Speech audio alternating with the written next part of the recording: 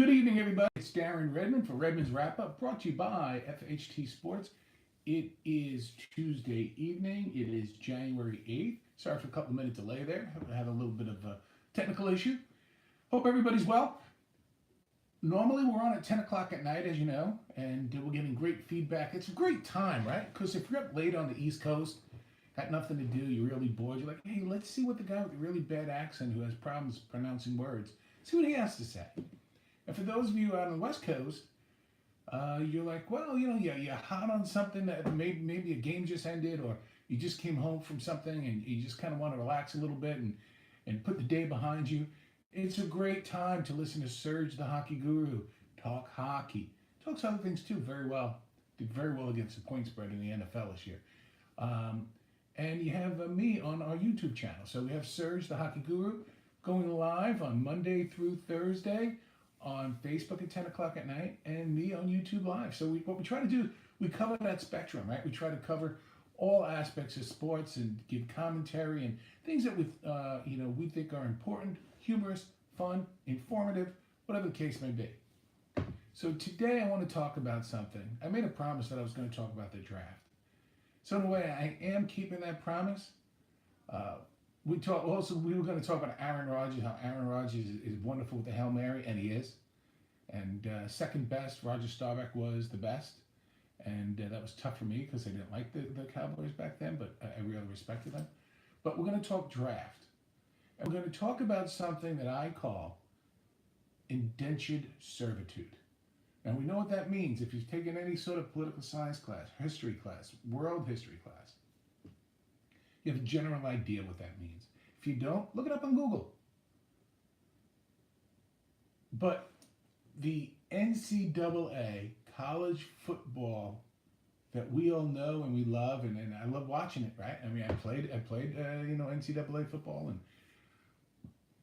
but at the end of the day, to me, it's indentured servitude. And I must tell you that even as recent as 7-8 years ago, I started to make that turn. I used to look at it the other way. But when I hear people talk about, well, Darren Redmond, he's playing for Notre Dame or USC or whatever. He's getting a real quality education. What more do you want? You got to be kidding me. That is just a vapid response. Because, that's part of that. That's like saying he's wearing pants. Yeah, I'm getting an education, but what am I giving you? Well, the top players, the top players at the major, then they give you this line, right? Because they're fabricated. Not everybody, of course, but there's these tried and true FAQ responses, fabricated responses. Well, you're only talking about less than 1% of the top line players who are missing out in the NFL, and I get it. That's why I'm a big believer whether you play college,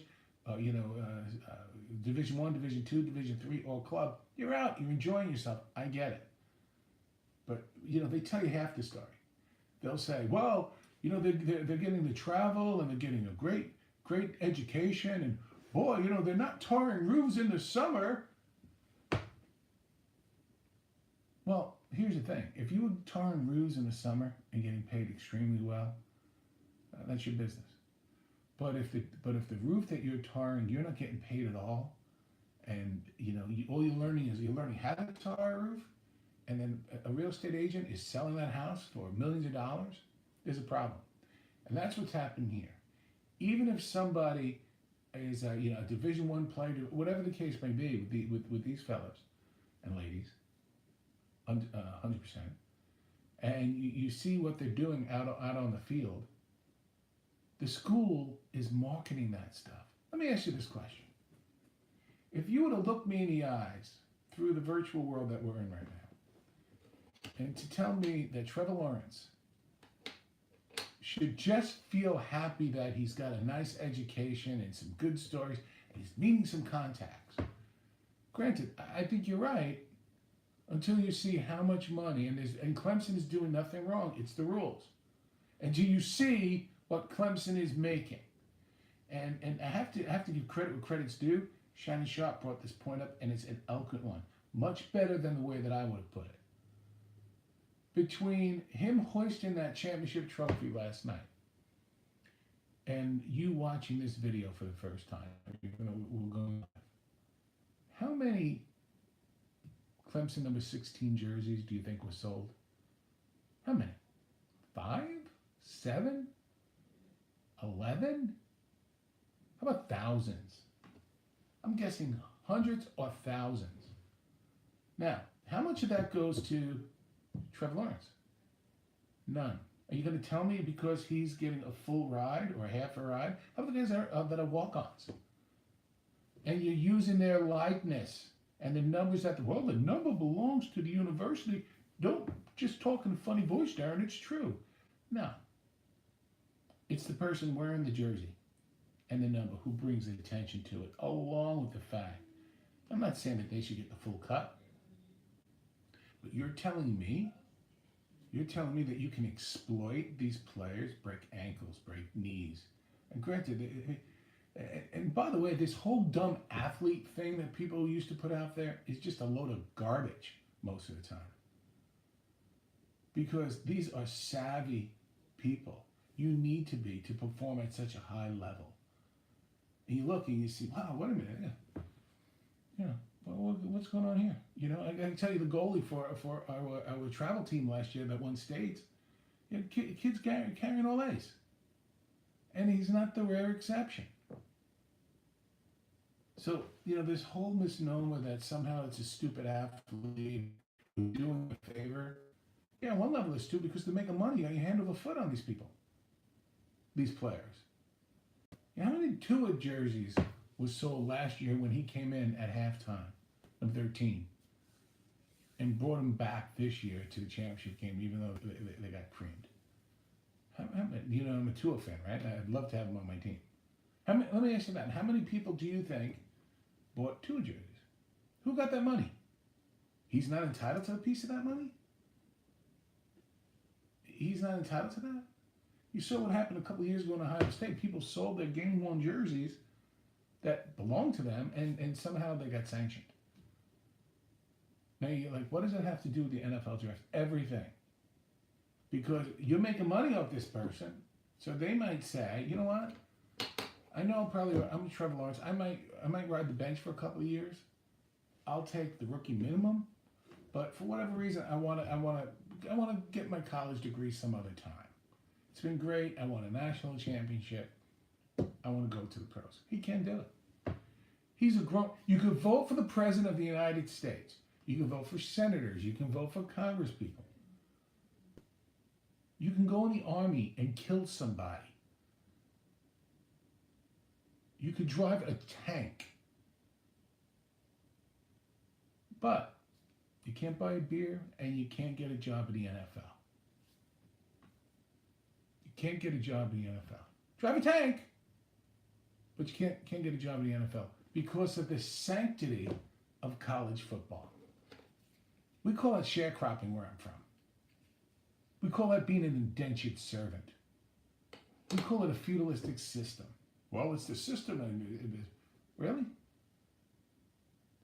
Well, if we did this, it would ruin college football. And look at all. No, it won't ruin college football. Here's the rule. And I think we all know the rule, but for those of you who don't, to apply for the NFL draft, you need to be out of high school for at least 3 years and use up your eligibility. Now, using up the eligibility part's kind of easy because you just hire an agent and you avoid your eligibility. But for these few people, whether it's an economic hardship or whether you're super talented, like Tua and Trevor are, they got to sit around and wait. Now, granted, it's not like they're walking over hot coals. I get it. They're playing a game that they love. But why are you taking choice away from them?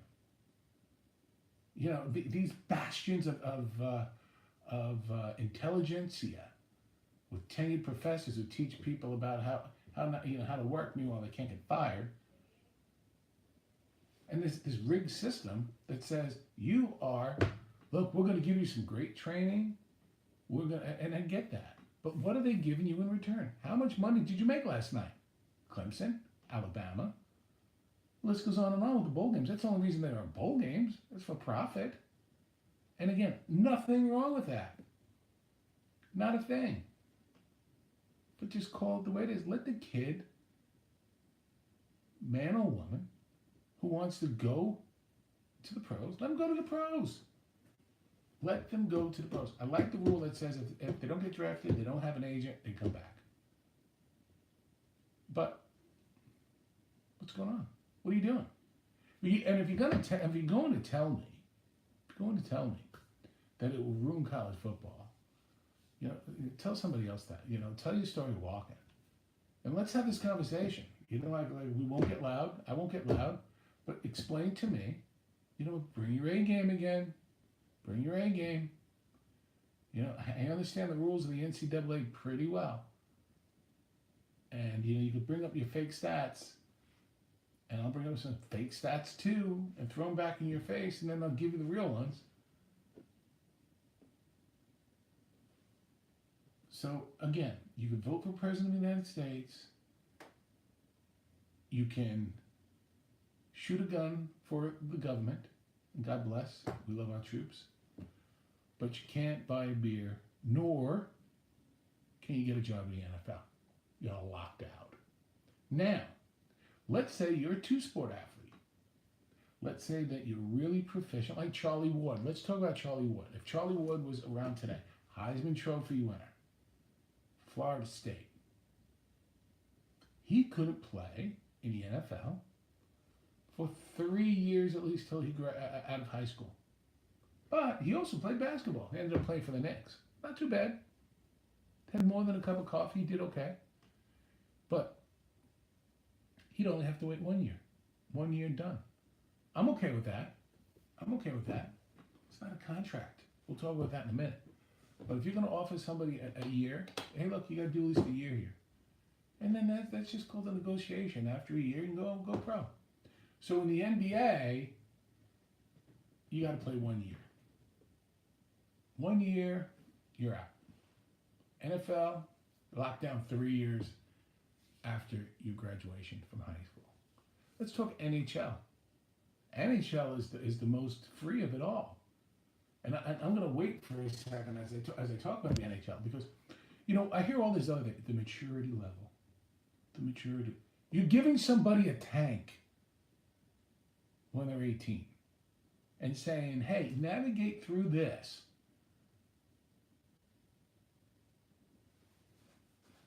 You're asking somebody who can read a defense, but they're not mature enough to go into the NFL. And if they're not, well, then shame on the NFL team who drafted them. They made a little money, and they move on. He can always go back to school. But you just don't get a chance to watch him play the NBA and sell his jerseys. Or do an ESPN video game that has the names of players who can't get paid themselves. Remember that debacle? Remember that? And the NFL alumni did a good job because for a couple of seconds they wanted to have these retro games that had their names on it. But so now they don't put the names on it, but you know who it is.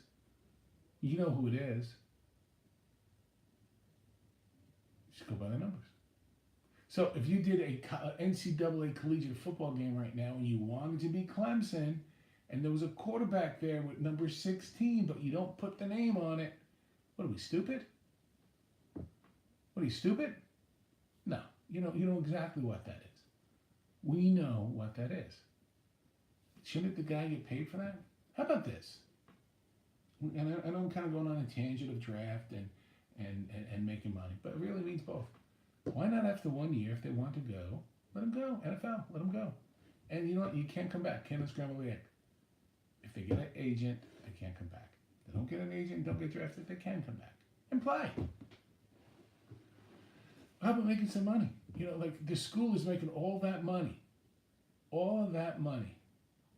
Why don't you do this? Take a half of 0.5%, 25% of 1%, 0.25 of 1% of every jersey sold for one calendar year, from the day after the national championship to the next year's national championship. And if somebody buys a jersey, for example, and that's just the easy thing to talk about, the jersey. There are posters, everything else. But let's just say, if your number was sold, you get a couple of cents on the dollar.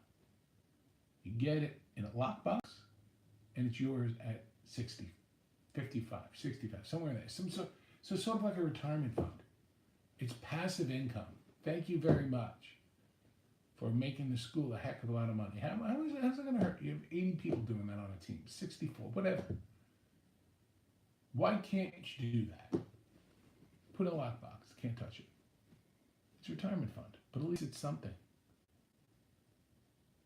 Well, they weren't manipulated. We gave them a nice ring and a great memory. Really? I know you did. But you got a castle with a moat. Then the kid says, thank you, I had a great time. It was great. I love it. But you know what I want to do right now? Tennessee Titans, they called me, or I'm hearing rumors that they want to call me. I want to get drafted. So I'm going to, I can't go? Why not? You won't allow me? But I'm a grown ass adult, to use Ezekiel Elliott's words. I'm a grown ass adult. You're telling a grown ass adult that they can't. And for the pompous professor, bring it on. Let's talk. Let's bring your PhD, and I'll bring my master's degree, and let's have a discussion. Let's talk about the merits of your case. And what you can do is you can talk about some judge's decision in Tennessee in 1964. You can quote it with a pompous air, and I can talk about it and rebut.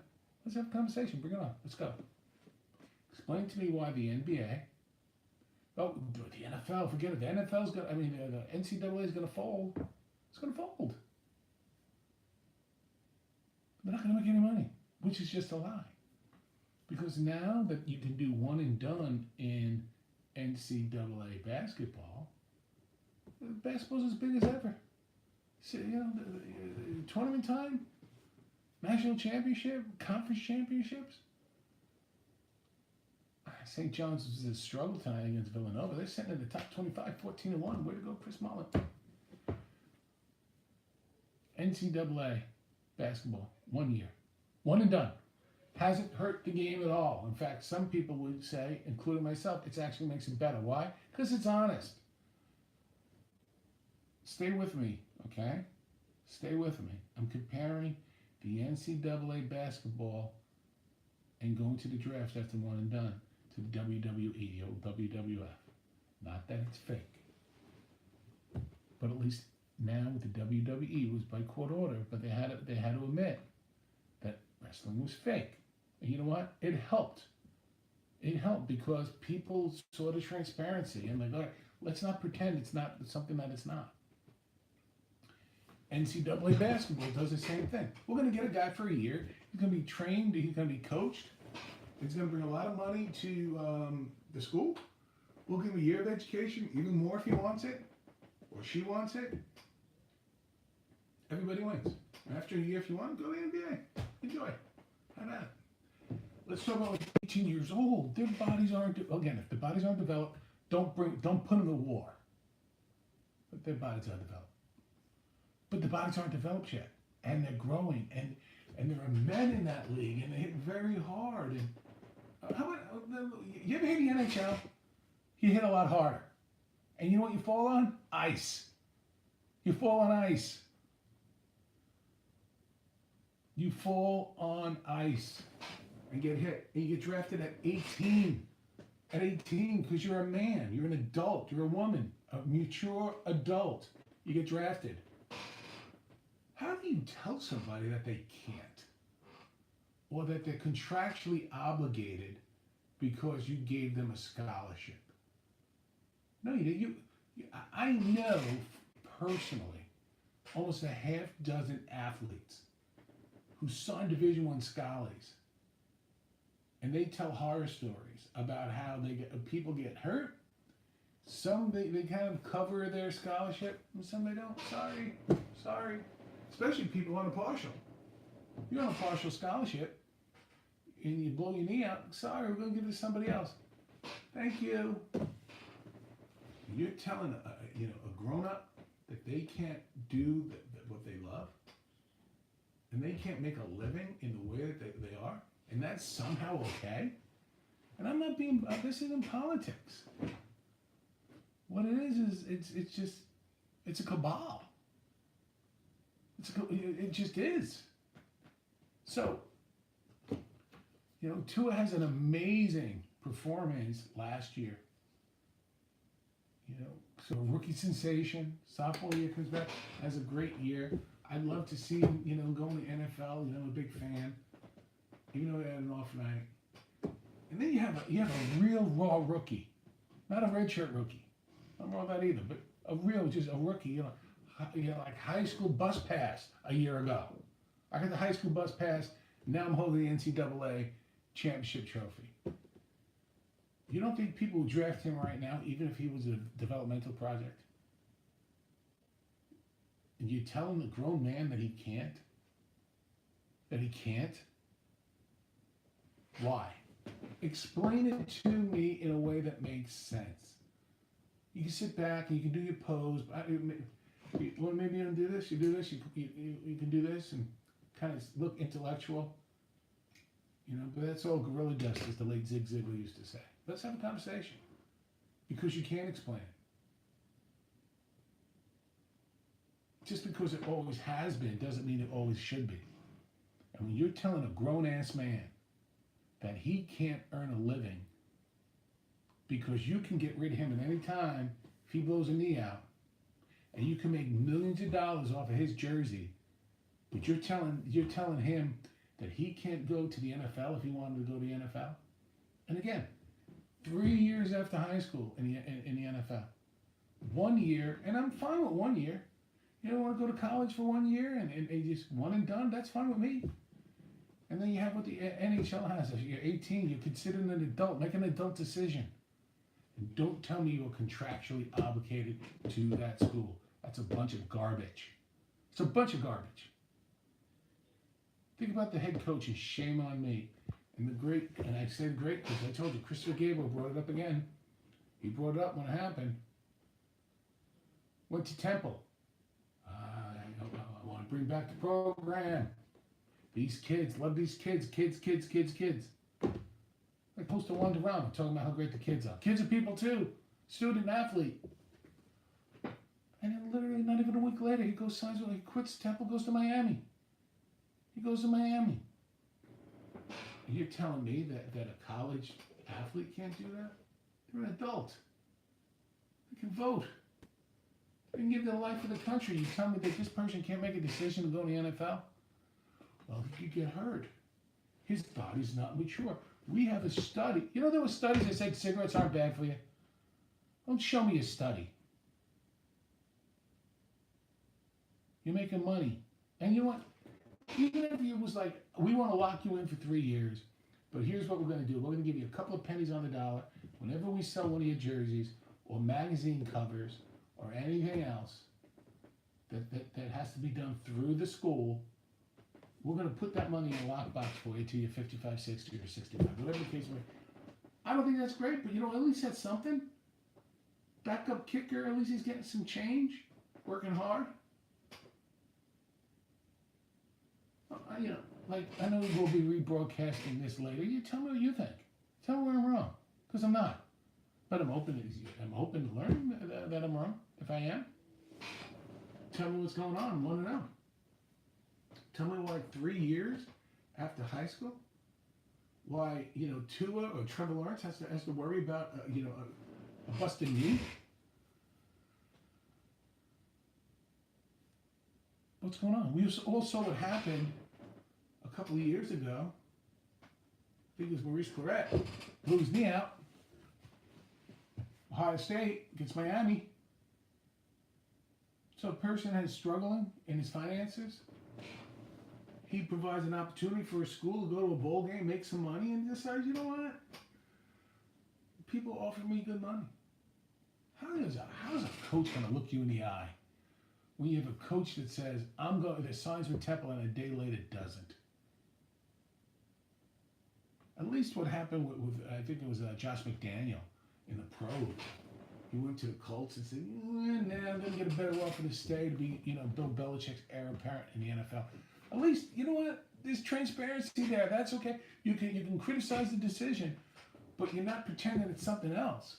In the NFL, it's sharecropping, feudalistic nonsense. It's indentured servants. You can't go. You come to our school You can't go anywhere for 3 years. We own you. Now, they've let up a lot about transferring and some other things, but you're still in the system.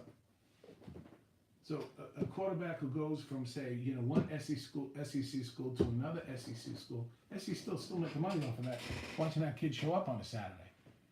And again, I'm okay with that if we just admit what it is. Stop saying it's for the kid and the education. Because that's just a lie. That's just an absolute lie. That is a variable, but it's not the full reason. And then you have these other knuckleheads who they'll say, well, what about the kid, from the Appalachia or from the inner city? Let's give that money to them. I get it in theory. But you know what? That kid in Appalachia, that kid in the inner city, is not selling thousands of jerseys over the course of a night. It's a for-profit business. Kids get educated and they make a lot of money. And sometimes in some universities it could be the other way around. Who knows? But it is what it is. NBA, it's funny. NBA gets a better. NBA is so much more honest. NCAA college basketball is so much more honest than NCAA football. One and done. Give me a year. We'll make some money off you. We'll coach you a little bit, and go to the NBA. And then the most honest is the NHL. You're 18. You're a grown man. You're a grown-ass man. Ezekiel Elliott, as he said. So there's that. How much money was made last night? And you're telling me the kids get an education? And look at the money they can make in the future. Well, why aren't they making money now? It's from the same society that sues if you take somebody's parking space. From the same people that will throw you out of college if you plagiarize 2 lines of copy. I'm using a gross exaggeration, but you get where I'm coming from. Talk about the high moral standard, and you tell a person can't make a living? And you're not even compensating that person? You could try to put out video games, even if you didn't put the name of the person on the back, but you have their number, and they're taller or they're shorter or and they're not getting a dime. I'm not saying they're victims. I'm saying they're being taken advantage of. And if you don't know the difference between being a victim and being taken advantage of, I'm sorry. It just is. I'm not here to teach you, all the little idiosyncrasies about the way life works. Because God knows I don't know how it all works. But I know it smells. I cover NCAA football. I coached NCAA football. I played NCAA football. And I love it. Love college football. But let's be honest, right? I mean, let's be honest that the fact that for 3 years, you're a servant. You're a servant. You get some good things. You get to travel. You get to meet people and get, in this case, win a championship. But you can't go out and make your own decision that you want to sell your jersey. It's not yours. It belongs to you. No, it's his. It's his. He's earned it.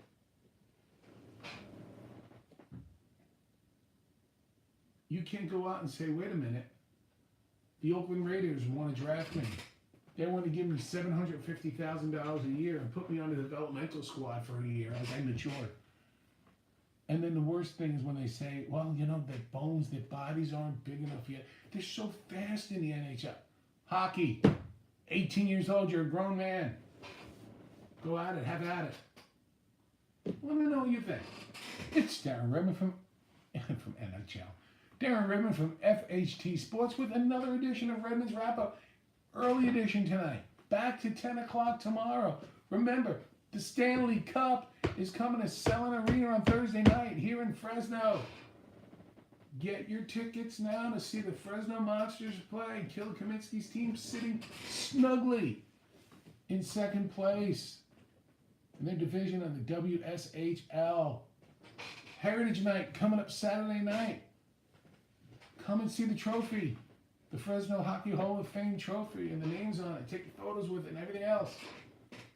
And we have the Fresno Junior Monster Pee Wee hockey team tonight and tomorrow. And God bless, safe travels. Traveling up to Canada for Silver Sticks after winning their region. We'll be reporting on that as well. We're going to talk more college football. We're going to talk the draft. We're going to talk, hot stove baseball. We're going to talk hockey, mostly by Serge, the hockey guru. Watch him live on Facebook Live. Good stuff. We're going to talk about men's basketball. Play Nevada.